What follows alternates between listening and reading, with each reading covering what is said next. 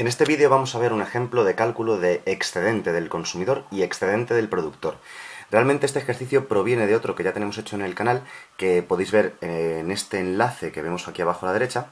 Así que los pasos previos ya están calculados previamente en el otro vídeo, y aquí vamos a ir directamente al grano, vamos a ir directamente al cálculo del excedente del consumidor y del excedente del productor. Bien, de acuerdo. Lo primero, nos dan una curva de oferta, que es menos 100 más 10p sub x, y nos dan una curva de demanda, que es 800 menos 10p sub x. La representación gráfica de esas líneas rectas, de esas curvas de demanda y de oferta, que son líneas rectas, es la que tenemos aquí hecha. He calculado ya los puntos de corte de la oferta y los puntos de corte de la demanda. Aquí sería muy fácil de hacer porque son funciones muy sencillas. Ojo, por si acaso, si alguien no lo sabe, para calcular el punto de corte con el eje vertical, ¿de acuerdo? Si queréis saber dónde corta la oferta el eje vertical, lo único que tenéis que hacer es tomar la curva de oferta y hacer que la x sea 0. Si hacéis x igual a 0, despejáis p sub x y sale p sub x igual a 5. Y para la demanda, hacéis la x igual a 0, aquí ponéis un 0 y despejáis p sub x, y p sub x sale 80. Es muy fácil de hacer. Doy por hecho que eso, si hemos llegado hasta aquí, es una cosa que sabemos hacer, ¿no? Bien, el área que queda aquí encima va a representar lo que se llama el excedente del consumidor. Toda esta área de aquí encima es el excedente del consumidor. ¿Por qué esa área de ahí encima? Bien, el excedente del consumidor viene representado generalmente por un triángulo. No tiene por qué ser obligatoriamente siempre un triángulo, pero vamos, la mayoría de las veces es un triángulo, por el siguiente motivo. La curva de demanda representa lo que está dispuesto a pagar cada consumidor, ¿de acuerdo? Así que la diferencia entre lo que está dispuesto a pagar cada consumidor y lo que realmente paga, que esto es el precio de equilibrio, que es 30, ¿de acuerdo?, va a ser lo que, digamos, que sale ganando ese consumidor cuando compra el bien, ¿de acuerdo? Por ejemplo, para poner un ejemplo simplemente, este individuo, el que más está dispuesto a pagar de todos los individuos, está dispuesto a pagar hasta 80 por el bien X, pero solamente paga 30, así que digamos que gana 50. Y cada uno de estos individuos está dispuesto a pagar una cantidad superior a 30. O sea, que sale ganando al comprarlo. Así que el excedente del consumidor viene a representar algo así como lo que gana cada consumidor cuando compra ese bien, ¿de acuerdo? Como la diferencia de lo que está dispuesto a pagar y lo que realmente paga. Porque el punto de corte entre la oferta y la demanda, que es este punto de aquí, ya lo he simbolizado, es el punto de equilibrio. Todo, bueno, está explicado todo eso en el vídeo del que proviene este ejemplo. Bien, pues el excedente del consumidor entonces es el área de un triángulo. Y el área de un triángulo se calcula como base por altura partido 2. Así que tenemos que aplicar esta regla de los triángulos. Base por altura 2, base por altura partido 2, perdón. ¿Cuánto vale la base? La base del triángulo es esta parte de aquí debajo. Esa es la base de este triángulo. Así que la base mide 500. Vale, pues 500 por la altura. La altura de este triángulo sería todo esto de aquí. Esa es la altura del triángulo. Así que la altura sería de 30 a 80, o sea, 50. Y todo esto partido 2. Así que nos queda 500 por 50, que sería 25.000, 25.000 entre 2, 12.500. Ese es el valor del excedente del consumidor. En teoría son unidades monetarias, ¿de acuerdo? Es como medir la satisfacción que obtienen los individuos al consumir medido en unidades monetarias. Bien, pues el triángulo de la parte de abajo va a representar el excedente del productor, ¿vale? El excedente del productor es básicamente lo que gana el productor, ¿vale? Lo que gana el productor produciendo. Y ese excedente del productor,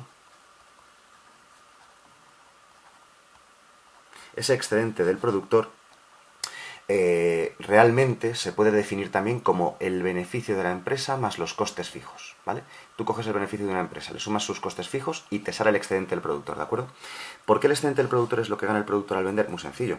Porque el productor viene, por la curva de oferta del productor, que es esta línea de aquí, vienen representados, digamos, sus costes de producción, ¿de acuerdo? Realmente es el coste marginal, o sea, es decir, el coste de producir cada unidad de X.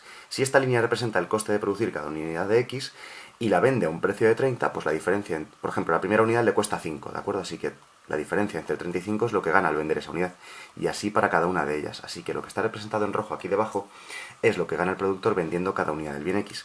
Es un triángulo también, así que el área de calcular es muy tranquila, muy fácil, muy sencilla, perdón, base por altura partido 2.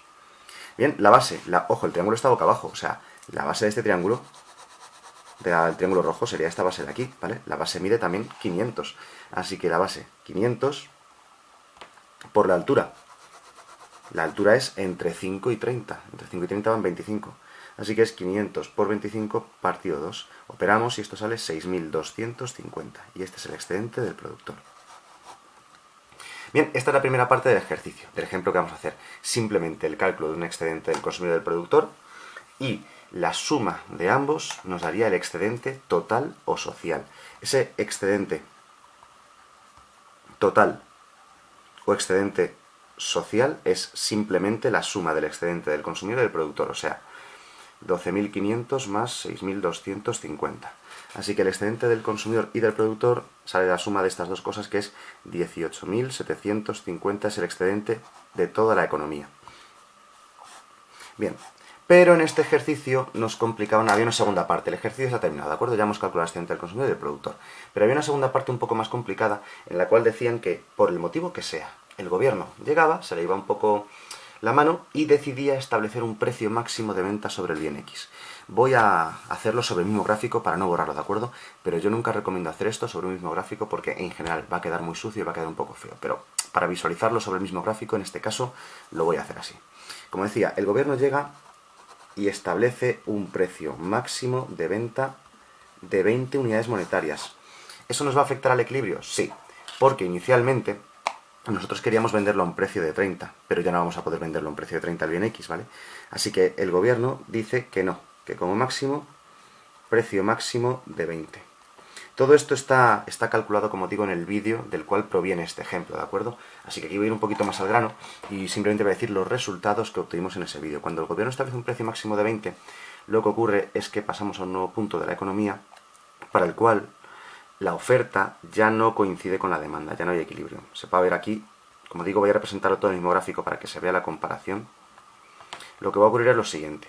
Cuando el gobierno establece ese precio máximo de venta de 20, lo que va a ocurrir es que para ese precio la cantidad de bien X que están dispuestas a producir las empresas se reduce hasta 300 unidades. Pero la demanda se eleva hasta 600 unidades. Se genera lo que se llama un exceso de demanda del bien X. Bien, nos pedían que calculásemos ahora, para la nueva situación, cuál es el excedente del consumidor y cuál es el excedente del productor. Bien, muy fácil. Aunque los consumidores demanden 600 unidades de X, los productores solamente van a producir 300, ¿de acuerdo? Así que 300 son las unidades que se venden. Este tiene que ser nuestra referencia. Ya digo que por muchas unidades de X que quieran comprar los consumidores, quieren comprar 600, no van a poder. Así que nos encontramos con que la economía no puede pasar de este punto, no puede pasar de estas 300 unidades de X, de ahí no podemos pasar, ¿vale? ¿Qué significa esto? Significa que el excedente del productor va a ser, como hemos dicho antes, el área que queda por encima de su curva de oferta, pero por debajo del precio de venta. Así que el excedente del productor se reduce a solamente esto. Tiene que vender a un precio mucho más bajo y claro, va a vender muchas menos unidades porque no le interesa. Así que el excedente del productor ahora se ha quedado únicamente en este triángulo que voy a super remarcar para que se vea muy claro. ¿Vale? Ese es el nuevo excedente del productor, ese triángulo tan pequeñito de aquí. ¿Y cómo quedará ahora el excedente del consumidor? Pues bien, el consumidor solamente puede comprar estas 300 unidades de X. Bien, pues el área que hemos dicho que es el excedente del consumidor es el área que queda por debajo de su demanda, pero por encima del precio que paga. Ahora el consumidor ha salido beneficiado porque paga mucho menos que antes. ¿Vale? Vale, el precio que paga es 20. ¿Vale? Y su curva de demanda es esta curva de aquí. Pero ojo, hasta el 300, porque ahora este consumidor solamente puede comprar esas 300 unidades de X, o sea que no puede pasar de este tope de aquí. Bien, con esto lo que quiero decir es que el excedente del consumidor se queda con esa forma de ahí, con esta forma de trapecio. Voy a remarcar bien todo el área para que se vea bien claro exactamente a qué me refiero. Y como digo, he querido hacerlo sobre el mismo gráfico. Esto jamás lo hagáis en un examen o en un ejercicio que haya que presentar en clase o cosas del estilo, porque veis que queda muy sucio. Y aunque ahora se va a ver bien la situación actual, la situación anterior no se ve nada, ¿no? O sea, esto lo ideal es hacerlo gráficos. Lo bueno es que como esto es un vídeo, si queréis ver la situación inicial, pues podéis echar el vídeo hacia atrás y la podéis ver. Y, o sea, es decir, yo me puedo permitir cargarme el gráfico inicial, lo he destrozado, o sea, el gráfico inicial ya no se ve nada. Me lo puedo permitir porque sencillamente dais marcha atrás y lo veis con el vídeo, ¿no? Eso es lo bueno. Así que ahora el excedente del consumidor se queda convertida en esa área de ahí verde que tenemos puesta con forma de trapecio. ¿Vale? Vamos a hacer la segunda parte del ejercicio. Vamos a calcular cuál es el nuevo excedente del productor. Primero vamos a empezar con el del productor, que es más sencillo. Es el área de ese triángulo pequeño que nos saca de debajo. Base por altura partido 2. La base es la parte de arriba y la base mide 300 unidades ahora. Por la altura es entre 5 y 20, que es 15. Y esto partido 2. Así que bueno, 300 por 15 es 4.500 y 4.500 entre 2 es 2.250. Ese sería ahora el excedente del productor, que como vemos se ha reducido bastante. Excedente del productor. Se ha reducido hasta 2.250 unidades monetarias, que sería el beneficio más los costes fijos de las empresas. Y el trapecio que nos ha quedado en la parte de arriba, vamos a calcular aquí debajo, es el excedente del consumidor. Bien, un trapecio, a ver, el área de un trapecio no es que sea un área muy complicada, ¿no? Pero lo mejor que podemos hacer es dividirlo en dos partes, muy sencillo. Tenemos que un trapecio siempre está compuesto de un triángulo más un rectángulo. Así que lo que vamos a hacer es calcular el área del triángulo más el área del trapecio, del rectángulo, y lo calculamos por separado y listo. El área del triángulo ya la sabemos, es base por altura partido 2, y el área de un rectángulo es base por altura. ¿De acuerdo? No tiene por qué quedar un cuadrado, o sea, por poder podría salir un cuadrado, pero no, en general es un rectángulo. Bien, el único problema es que de este trapecio desconocemos la altura de este triángulo, ¿vale? O sea, es decir, el triángulo parte en dos partes, el trapecio en un rectángulo y en un triángulo, la parte de arriba, desconocemos esa altura, pero es muy fácil de calcular. Muy sencilla, muy sencilla. ¿Por qué? Porque esta altura de aquí se corresponde con este punto de aquí, ¿vale? Y este punto de aquí se corresponde con x igual a 300. O sea que en este punto, para x 300, solamente habría que saber cuánto vale la curva de demanda. ¿De acuerdo? ¿Me explico? O sea que para este punto, lo voy a hacer por aquí aparte, por aquí abajo a la izquierda. Cogemos la curva de demanda, que es x igual a 800 menos 10p sub x, y como digo, en este punto la x vale 300, es un punto que pertenece a la curva de demanda, así que cogemos la curva de demanda y ponemos que la x vale 300 y nos dirá el valor del punto de corte con el eje vertical.